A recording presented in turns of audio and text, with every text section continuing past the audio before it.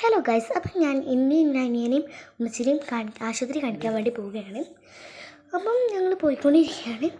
അതിൻ്റെ ഇടയ്ക്ക് ഞങ്ങൾ ഉമ്മച്ചി വീഡിയോ എടുത്തും എൻ്റെ അനിയൻ നോക്കുന്നുണ്ട്. അങ്ങനെ കുറച്ച് കഴിഞ്ഞപ്പോൾ എൻ്റെ അനിയൻ ഉറങ്ങി. അപ്പോൾ ഉമ്മച്ചി വീഡിയോ എടുക്കുന്നുണ്ട് പറഞ്ഞ് അവനെ എണീപ്പിച്ച്. അങ്ങനെ അവൻ കുറേ വിഷമിച്ച് തല വേനെടുത്ത് കിടക്കുന്നതിനിടയിൽ ഉമ്മച്ചി ഞാൻ അറിയാതെ എന്നെ വീഡിയോ എടുത്തുകൊണ്ട് നിൽക്കുകയാണ്.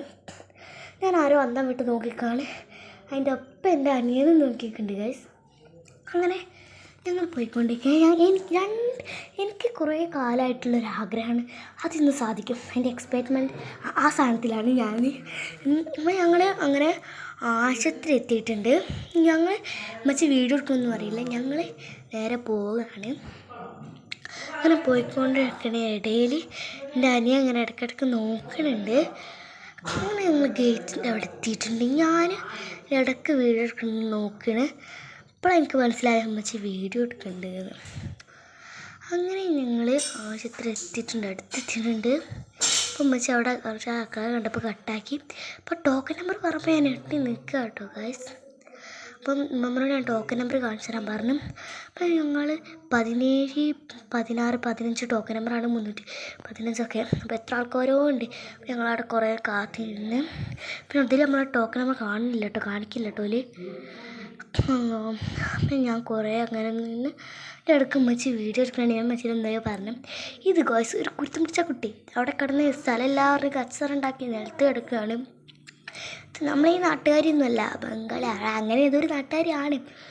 എത്ര പറഞ്ഞിട്ട് എണീക്കില്ല. അങ്ങനെ ഞങ്ങൾ കാണിച്ച് മരുന്ന് വാങ്ങാൻ പോയി.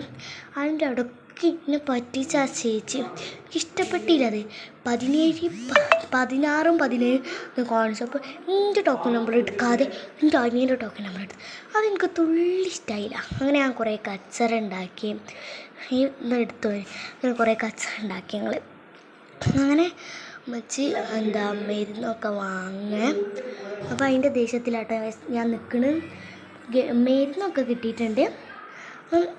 ഇനി നമുക്ക് ഇനി ഒരു ഷീറ്റത്തെ മരുന്നും കൂടി കിട്ടാണ്ട് നമുക്ക് അതിന് കാത്തിരിക്കുകയാണ് ഞങ്ങൾ.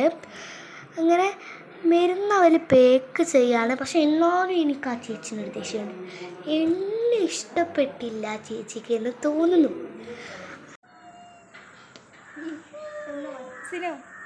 ഇനി അങ്ങോട്ടാ അതും പറയാൻ പറ്റൂല. എനിക്കറിയോ വേദന ഉണ്ടോ ഇല്ലയൊന്നും നോക്കാം.